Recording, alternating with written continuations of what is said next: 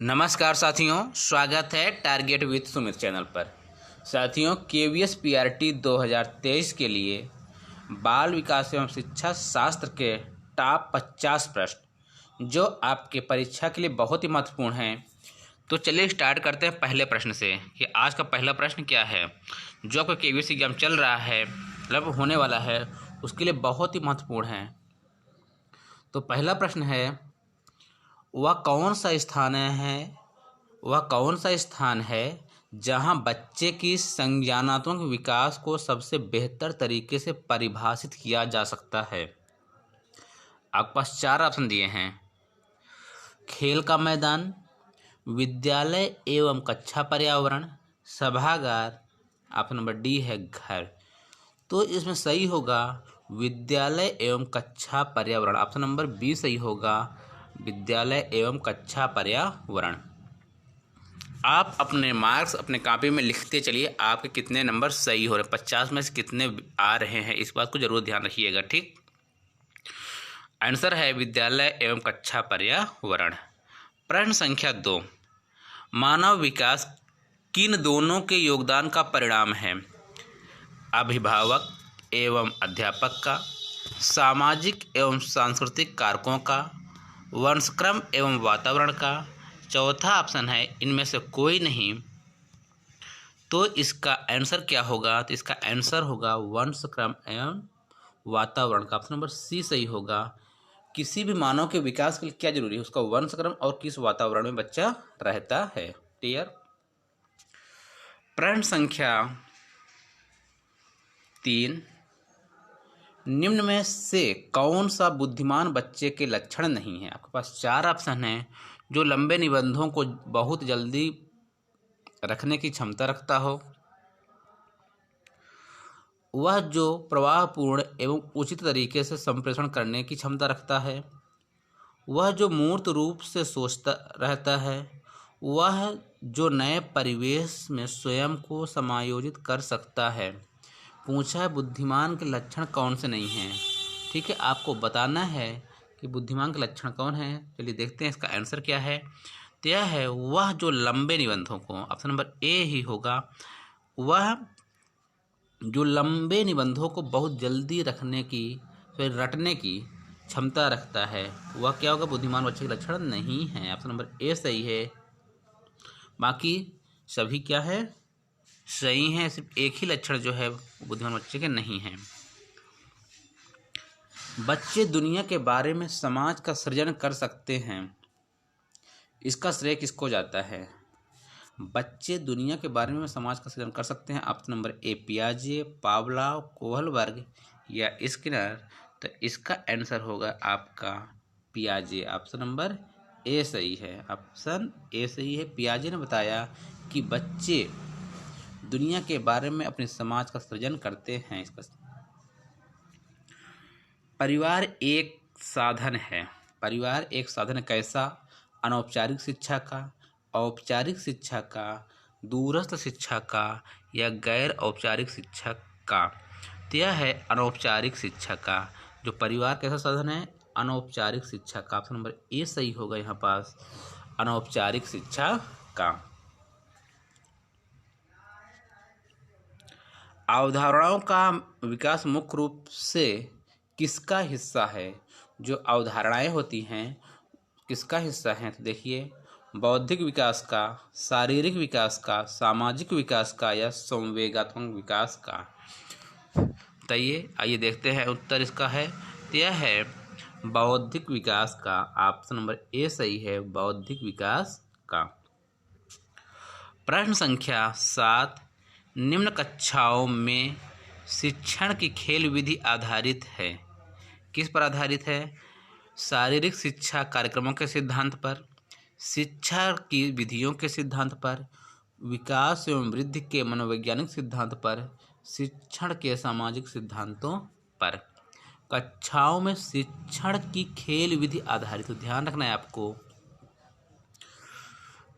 तो यह है आपके विकास एवं वृद्धि के मनोवैज्ञानिक सिद्धांत पर। किस पर? विकास एवं वृद्धि के मनोवैज्ञानिक सिद्धांत पर। प्रश्न संख्या 8 है, निम्न में से कौन सी पूर्व बाल्यावस्था की विशेषता नहीं है? आपके पास 4 ऑप्शन हैं। दल एवं समूह में रहने की अवस्था, अनुकरण करने की अवस्था, प्रश्न करने की अवस्था, खेलने की अवस्था। पूर्व बाल्यावस्था की विशेषता नहीं है तो ये है खेलने की अवस्था, यही विशेषता है और उसने कह दिया कि नहीं है, मतलब यही सही है, ऑप्शन नंबर डी। प्रश्न संख्या 9, बच्चों की रुचि बनाए रखने के लिए आप कौन सी विधि चयन करेंगे? बच्चों को पढ़कर आने को कहेंगे और प्रश्न पूछेंगे, स्वयं गतिविधि करेंगे और बच्चों को बताएंगे, आप गतिविधि में बच्चों को शामिल करेंगे, बच्चों को स्वयं गतिविधि करने देंगे। आपके पास 9 नंबर है तो ऑप्शन नंबर इसका सही होगा, ऑप्शन नंबर बी। कौन सही होगा? बी, स्वयं गतिविधि करेंगे और बच्चों को बताएंगे। क्लियर?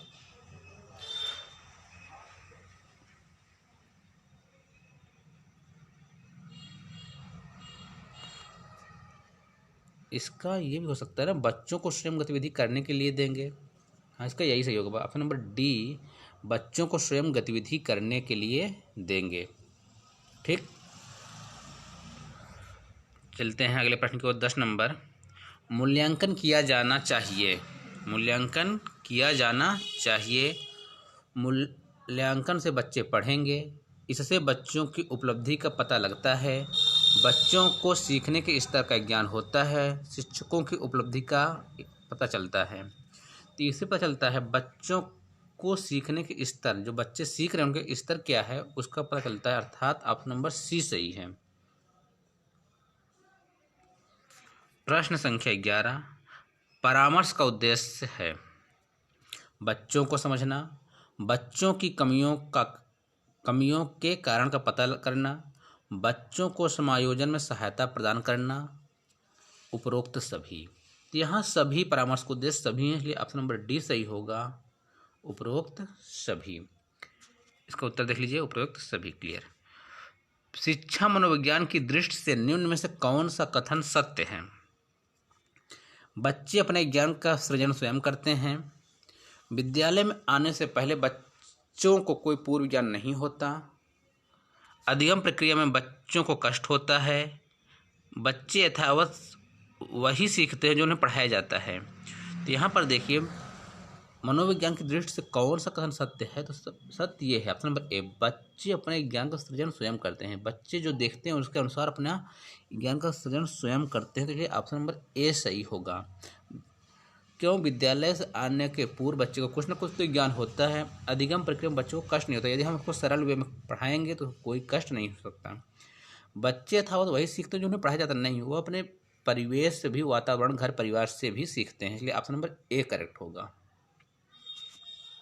देखिए प्रश्न संख्या 13, बच्चों में नैतिकता की स्थापना के लिए सर्वोत्तम मार्ग है उन्हें धार्मिक पुस्तक पढ़ाना, शिक्षक का आदर्श रूप में व्यवहार करना, उनका मूल्य शिक्षा पर मूल्यांकन करना, उन्हें प्रातःकालीन सभाओं में उपदेश देना। तो यह होता है ऑप्शन नंबर बी सही होगा 13 का, शिक्षक का आदर्श रूप में व्यवहार करना। क्या? ऑप्शन नंबर बी सही है। बच्चों की नैतिकता की स्थापना के लिए सर्वोत्तम मार्ग है शिक्षक, क्योंकि बच्चा शिक्षक जैसा करता है उसी को अपना आदर्श मानता है, इसलिए शिक्षक का आदर्श रूप में व्यवहार बहुत जरूरी है, ऑप्शन नंबर बी। प्रश्न संख्या 14, शिक्षक एवं विद्यार्थी के मध्य संबंध होना चाहिए। तो स्नेह का, विश्वास का, सम्मान का, ये सभी। तो इसका आंसर बहुत सिंपल सा है, ये सभी, ऑप्शन नंबर डी। प्रश्न संख्या 15, एक अच्छा अध्यापक विद्यार्थियों के मध्य बढ़ावा देता है प्रतियोगिता की भावना को, सहयोग की भावना को, प्रतिद्वंदिता की भावना को, तटस्थता की भावना को। आपको बताना है 15 नंबर, तो ये होता है सहयोग की भावना को। जो एक टीचर होता है बच्चों के मध्य बढ़ावा देता है सहयोग की भावना को। प्रश्न संख्या 16, मानसिक रूप से स्वस्थ अध्यापक की विशेषता क्या है? वह संवेदनात्मक रूप से संतुलित है, उसे अपने विषय का गहन ज्ञान है, वह अत्यधिक संवेदनशील है, वह सख्त अनुशासन पसंद करता है। तो यहाँ पास होगा ऑप्शन ए, वह संवेदनात्मक रूप से संतुलित होना चाहिए। ऑप्शन नंबर ए सही है। क्लियर।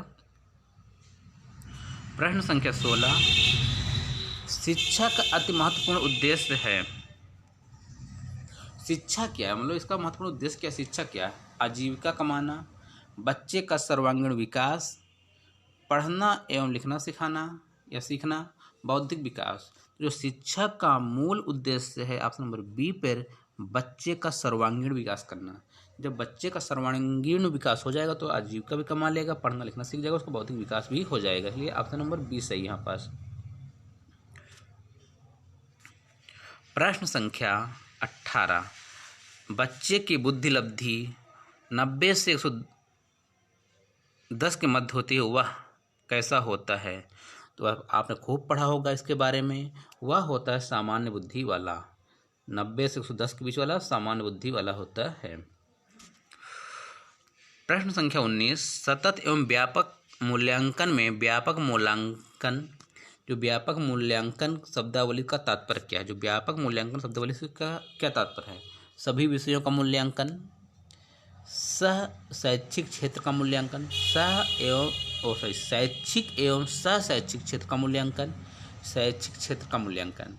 तो यहाँ जो व्यापक मूल्यांकन का तात्पर्य है वह है शैक्षिक एवं सह शैक्षिक क्षेत्र का मूल्यांकन, जहाँ शिक्षा मिले और जहाँ उससे रिलेटेड कुछ मिले उनका मूल्यांकन है। व्यापक मूल्यांकन का अर्थ ये हुआ, मतलब आप क्लास में भी पढ़ाएं, उसके बाद शैक्षिक भ्रमण पर ले जाएं, ये सभी क्या है, शैक्षिक एवं सह शैक्षिक दोनों में आ जाएंगे। प्रश्न संख्या 20, दीक्षा द्वारा पूछे गए एक प्रश्न का उत्तर शिक्षक तत्काल नहीं दे सकता, शिक्षक की प्रतिक्रिया क्या होनी चाहिए? आपके पास 4 ऑप्शन हैं। शिक्षक द्वारा दीक्षा को चुप करा देना चाहिए, बिल्कुल नहीं। शिक्षक द्वारा दीक्षा का ध्यान बटा देना चाहिए, शिक्षक को कहना चाहिए मैं नहीं जानता, शिक्षक द्वारा इस प्रश्न का सही उत्तर बाद में समझकर देना चाहिए। तो यहाँ आपका आंसर सही होगा ऑप्शन नंबर डी, शिक्षक द्वारा इस प्रश्न का सही उत्तर बाद में समझकर देना चाहिए। मतलब बच्चे को जो प्रश्न पूछा गया है, यदि आपको उस टाइम पर नहीं आ रहा तो आप उसको समझकर क्या पूछा है तुरंत आप उसका जवाब दें। ठीक। प्रश्न संख्या 21, बच्चे की जिज्ञासा शांत करनी चाहिए जब शिक्षक फुर्सत में हो, जब विद्यार्थी फुर्सत में हो, कुछ समय के पश्चात, तत्काल जब विद्यार्थी द्वारा जिज्ञासा की गई हो। तो यह होगा ऑप्शन नंबर डी सही, तत्काल जब विद्यार्थी द्वारा जिज्ञासा की गई हो। सर उसने पूछा सर ये क्यों होता है, तो उसको आप तुरंत बताइए। आप अनपढ़ माता पिता के बच्चों को अंग्रेजी सिखाना चाहते हैं, ठीक, कैसे सिखाएंगे? आप बच्चे से अंग्रेजी में बात करेंगे, आप बच्चे को अंग्रेजी में बोलने के लिए बाध्य करेंगे, आप बच्चे को मातृभाषा में बोलने से रोकेंगे, आप उसे मातृभाषा की सहायता से अंग्रेजी सिखाएंगे, सिखाने का प्रयास करेंगे। तो आपके पास 4 ऑप्शन हैं। ठीक, तो आप क्या करेंगे बताइए? तो आप उसे मातृभाषा की सहायता से अंग्रेजी सिखाने का प्रयास करेंगे। ऑप्शन नंबर डी, जैसा आप लोगों ने सीखा, हम लोगों ने पहले हिंदी पढ़ना सीखा, उसके बाद अंग्रेजी वैसे बच्चे को भी हमें सिखाना है। हमने अंग्रेजी हिंदी बोला, उसके बाद अंग्रेजी सीखा। बच्चे के लिए निःशुल्क एवं अनिवार्य शिक्षा का अधिकार अधिनियम कितने वर्ष के बच्चों के लिए लागू है? तो जो ये लागू है 6 से 14 वर्ष तक के बच्चों के लिए अनुच्छेद 21 के तहत यह अधिकार मिलता है। प्रश्न संख्या 24, शिक्षक को ज्ञान होना चाहिए किसके बारे में? अध्यापन विषय का, बाल मनोविज्ञान का, शिक्षा संहिता का, अध्यापक विषय एवं बाल मनोविज्ञान दोनों का। जब एक शिक्षक क्लास में जाता है तो उसको अध्यापक विषय, जो विषय पढ़ाना गया है उसका ज्ञान होना चाहिए, उसके अलावा बाल मनोविज्ञान का, बालक की प्रवृत्ति के अनुसार, बच्चे की समझ के अनुसार में पढ़ाना है। इसलिए ऑप्शन नंबर डी सही होगा, अध्यापक विषय एवं बाल मनोविज्ञान का। तो साथियों, आपको ये प्रश्न कैसे लग रहे हैं जरूर बताने की कोशिश करिएगा। प्रश्न संख्या 25, क्योंकि ये प्रश्न हमने काफ़ी मेहनत से बनाए हैं आपके लिए। बच्चों के विकास को सिरस्थ सिद्धांत के अनुसार निम्न में से सत्य है। विकास सिर से पैर की ओर होता है। जो बच्चे का विकास को सिरस्थ सिद्धांत के अनुसार, कौन सा सिद्धांत? सिरस्थ सिद्धांत के अनुसार क्या सत्य है?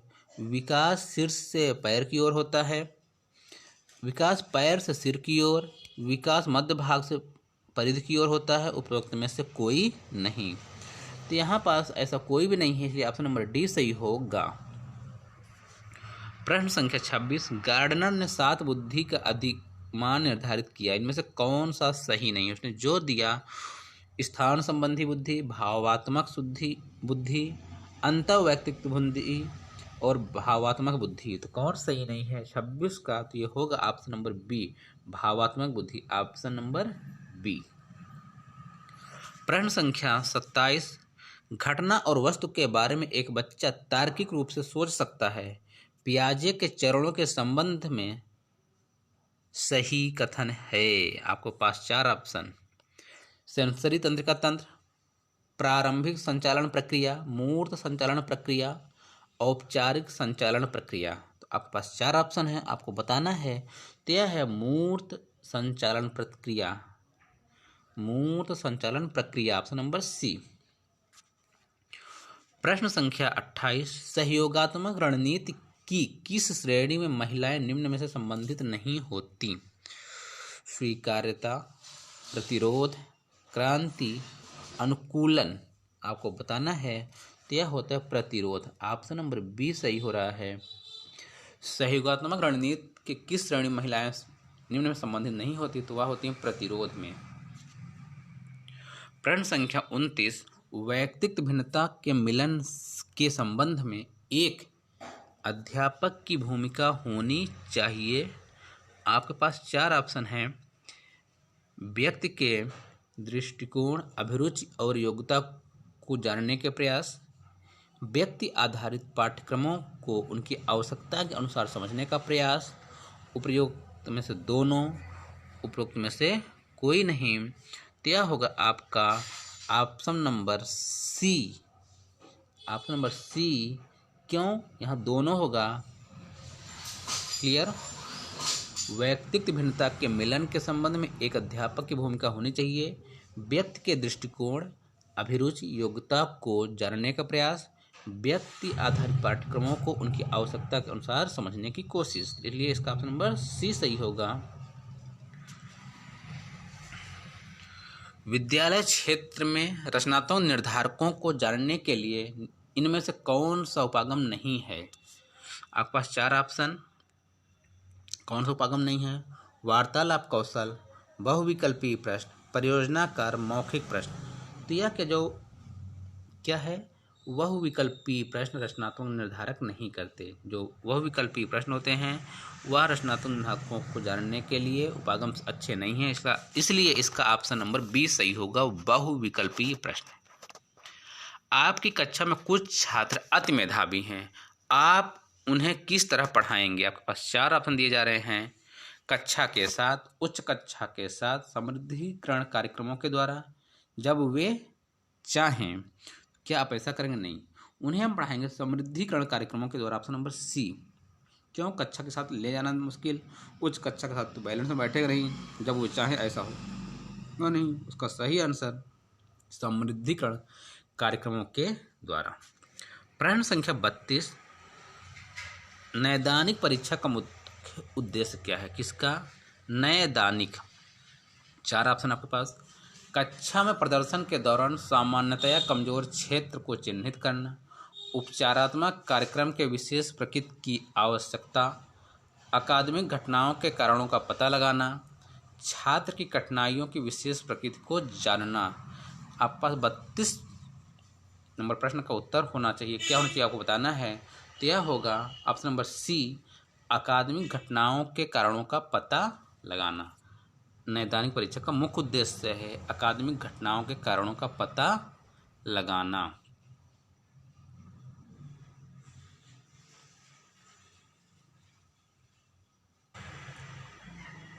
प्रश्न संख्या 33, निचली कक्षाओं में शिक्षण की खेल पद्धति मूल रूप से आधारित है। आपके पास 4 ऑप्शन दिखाई दे रहे हैं, शारीरिक शिक्षा कार्यक्रम के सिद्धांत पर, शिक्षण पद्धतियों के सिद्धांत पर, विकास एवं वृद्धि के मनोवैज्ञानिक सिद्धांतों पर, शिक्षण के समाजशास्त्रीय सिद्धांतों पर। आपको बताना है इसका आंसर क्या होगा। निचली कक्षाओं में शिक्षण की खेल पद्धति मूल रूप से आधारित है। बताइए क्या होगा। तो इसका हो जाएगा विकास एवं वृद्धि के मनोवैज्ञानिक सिद्धांतों पर, विकास एवं वृद्धि के मनोवैज्ञानिक सिद्धांतों पर। पृथक पृथक समजातीय समूहों के व्यक्तियों के प्रति बच्चों की अभिवृत्ति साधारणतया आधारित होती है। किस पर आधारित होती है आपको बताना है। उनके अभिभावकों की अभिवृत्ति पर, उनमें समकक्षियों के अभिवृत्ति पर, दूरदर्शन के प्रभाव पर, उनके सहोदरों की अभिवृत्ति पर। तो ये होता है उनके अभिभावकों की अभिवृत्ति पर। ऑप्शन नंबर ए सही हो रहा है। प्रश्न संख्या 35, प्राथमिक विद्यालयों के बालकों के लिए निम्न में से किसे बेहतर मानते हैं। वीडियो अनुरूपण, प्रदर्शन, स्वयं के द्वारा किया गया अनुभव या ये सभी। ये होगा स्वयं के द्वारा किया गया अनुभव सबसे महत्वपूर्ण है। तो ऑप्शन नंबर सी। प्रश्न संख्या 36, विद्यार्थियों के अच्छे मानसिक स्वास्थ्य को बनाए रखने के लिए निम्न में से कौन सा तरीका अधिक महत्वपूर्ण है। आपके पास 4 ऑप्शन दिए हैं। सहशैक्षिक क्रियाओं का प्रावधान, अभिव्यक्ति की स्वतंत्रता, रुचियों की भिन्नता, अध्यापक की भूमिका एवं विद्यालयी वातावरण। तो विद्यार्थियों के अच्छे मानसिक स्वास्थ्य को बनाए रखने के लिए क्या जरूरी है। तो वह जरूरी है अध्यापक की भूमिका। उसमें अध्यापक की भूमिका हो, विद्यालयी वातावरण हो। Option number D. प्रश्न संख्या 37, विद्यार्थियों को विद्यालय में क्यों खेलना उचित है। उन्हें शारीरिक रूप से सशक्त बनाएगा, यह शिक्षकों के लिए काम आसान करेगा, यह समय बिताने में सहायक होगा, या यह सहयोग एवं शारीरिक संतुलन का विकास करेगा। खेल जब खेलता है इंसान या बच्चा तो उसमें सहयोग की भावना उत्पन्न होती है और शारीरिक संतुलन का विकास भी होगा। इसलिए ऑप्शन नंबर डी सही है यहाँ पास। प्रश्न संख्या 38, जिस प्रक्रिया में व्यक्ति दूसरे के परिवार को देखकर सीखता है न कि प्रत्यक्ष अनुभव से, उसको कहा जाता है सामाजिक अधिगम, अनुबंधन, प्रायोगिक अधिगम, आकस्मिक अधिगम। मतलब दूसरे के परिवार को देखकर सीखता है तो उसे क्या कहा जाता है, सामाजिक। आपके पास 4 ऑप्शन आपको बताना है। तो वह होता है सामाजिक अधिगम, अपने समाज से सीखता है। ऑप्शन नंबर ए। प्रश्न संख्या 39, एक शिक्षक विद्यार्थियों में सामाजिक मूल्यों को विकसित कर सकता है। जो एक शिक्षक है अपने विद्यार्थियों में कैसे सामाजिक मूल्यों को विकसित कर सकता है। महान व्यक्तियों के बारे में बोलकर, अनुशासन के अनुभूति को विकसित कर, आदर्श रूप से बर्ताव कर, उन्हें अच्छी कहानियाँ सुना कर। तो जो एक शिक्षक वह आदर्श रूप से स्वयं बर्ताव करे तो ऑलरेडी बच्चे में सामाजिक विकास होने लगता है। प्रश्न संख्या 40, कौन सा सिद्धांत व्यक्त करता है कि मानव मस्तिष्क एक बर्फ की बड़ी चट्टान के समान जो कि अधिकांशतः छिपी रहती है। उनमें से चेतन के 3 स्तर हैं, गुण सिद्धांत, प्रकार सिद्धांत, मनोविश्लेषणात्मक सिद्धांत, व्यवहारवाद सिद्धांत। तो यह होगा आपका मनोविश्लेषणात्मक सिद्धांत। Option number C. प्रश्न संख्या 41, मन का मानचित्र संबंधित है बोध यानी समझ बढ़ाने की तकनीक से, साहसिक कार्य की क्रिया योजना से, मन का चित्र बनाने से, मन की क्रियाशीलता पर अनुसंधान से।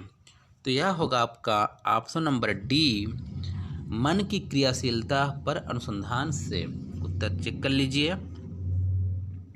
छोटे शिक्षार्थियों में निम्नलिखित में से कौन सा लक्षण पठन कठिनाई का नहीं है। कौन लक्षण पठन कठिनाई का नहीं आपको बताना है। पठन गति और प्रवाह में कठिनाई, शब्दों और विचारों को समझने में कठिनाई, सुसंगत वर्तनी में कठिनाई, वर्ण एवं शब्द पहचान में कठिनाई। तो ये होगा जो उनके क्या है, पठन कठिनाई नहीं है, पठन गति एवं प्रवाह में कठिनाई, यह कोई कठिनाई नहीं है। जब बच्चा प्रैक्टिस करेगा तो ये कठिनाई ऑलरेडी क्लियर हो जाएगी। प्रश्न संख्या 43, भारतीय समाज की बहुभाषी विशेषता को देखा जाना चाहिए। आपके पास 4 ऑप्शन दिए हैं। विद्यालय जीवन को समृद्ध बनाने के संसाधन के रूप में, विद्यार्थियों को सीखने के लिए अभिप्रेरित करने हेतु शिक्षक योग्यता की चुनौती के रूप में, शिक्षार्थियों के लिए विद्यालय जीवन को एक जटिल अनुभव के रूप में बनाने के लिए कारक के रूप में, शिक्षण अधिगम प्रक्रिया के बाधा के रूप में। यह है ऑप्शन नंबर ए सही हो रहा है यहाँ पास, विद्यालय जीवन को समृद्ध बनाने के संसाधन के रूप में। प्रश्न संख्या 44, एक शिक्षक को संसाधन संपन्न होना चाहिए, इसका अर्थ है उसके पास पर्याप्त धन संपदा होनी चाहिए, ऐसा कुछ नहीं। उनका अधिकारियों के उच्च स्तर संपर्क होना चाहिए, बिल्कुल नहीं। उन्हें अपने विद्यार्थियों की समस्याओं को हल करने के लिए पर्याप्त ज्ञान होना चाहिए। और अगला प्रश्न देख लीजिए, विद्यार्थियों के बीच उनकी प्रसिद्धि होनी चाहिए। तो ये होना चाहिए, उन्हें अपने विद्यार्थियों की समस्याओं को हल करने के लिए पर्याप्त ज्ञान होना चाहिए। ऑप्शन नंबर सी सही है। कैसा होना चाहिए शिक्षा का जो संसाधन हो, कैसा हो, उनके अपने बच्चों की समस्याओं को हल करने के लिए पर्याप्त ज्ञान होना चाहिए। Option number C. व्यक्तिगत शिक्षार्थी एक दूसरे से किसमें भिन्न होते हैं? विकास दर में, विकास क्रम में, विकास की सामान्य क्षमता में, वृद्धि एवं विकास सिद्धांतों में। आपको बताना है तो यह होता है विकास दर में। किसमें? विकास दर में। प्रश्न संख्या 46, सतत एवं व्यापक मूल्यांकन में व्यापक मूल्यांकन शब्दावली तात्पर्य है। ये प्रश्न दोबारा रिपीट हो गया और इसको मैंने पहले बता दिया था। शैक्षिक एवं सह शैक्षिक क्षेत्र का मूल्यांकन। मूल्यांकन का उद्देश्य क्या है?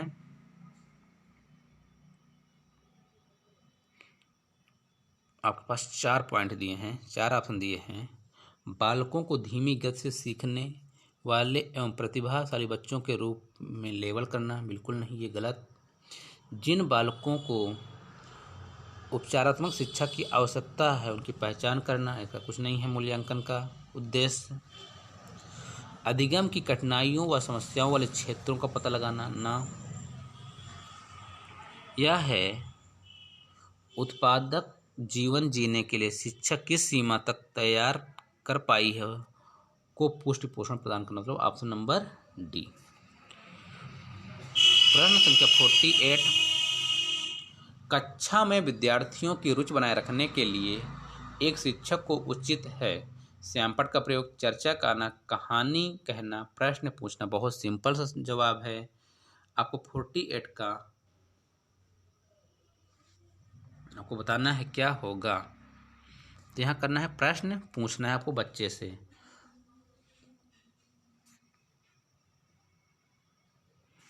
प्रश्न संख्या 49, दबाव को कम करने एवं परीक्षाओं में सफलता के लिए आवश्यक है कम अवधि की परीक्षाओं में अंतरण, विद्यालय शिक्षा के विभिन्न चरणों में परीक्षा का आयोजन, वार्षिक एवं अर्धवार्षिक परीक्षाएं, विभिन्न प्रवेश परीक्षाओं के लिए विभिन्न एजेंसियों की स्थापना। आप तो यहाँ आपको बताना है दबाव को कम करने एवं परीक्षाओं में सफलता के लिए आवश्यक कम अवधि में परीक्षाओं में अंतरण। क्या होगा?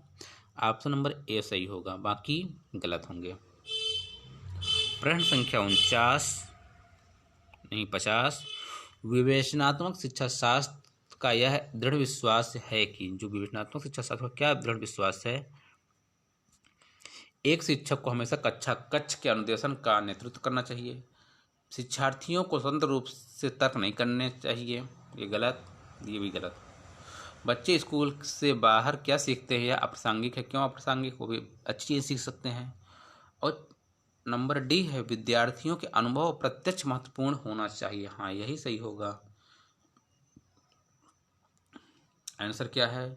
शिक्षार्थियों के अनुभव और प्रत्यक्ष महत्वपूर्ण होते हैं। ऑप्शन नंबर डी सही है। तो साथियों, ये रहे आपके 50 महत्वपूर्ण प्रश्न। आपको कैसा लगा जरूर बताइएगा। वीडियो देखने के लिए धन्यवाद। जय हिंद, जय भारत।